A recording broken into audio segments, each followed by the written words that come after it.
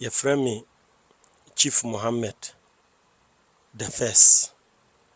Chief Tuareg Tamashak the First, Ashanti region. Me na me de dikai. That's na senior we set tree one what wo tree kasa mu pa the obetna santi mamache Me baya na me akola kora nti metima kase me de metima kase ya wo me wa ha kora because me baya na me so kora nti say Ashanti region eye oman bia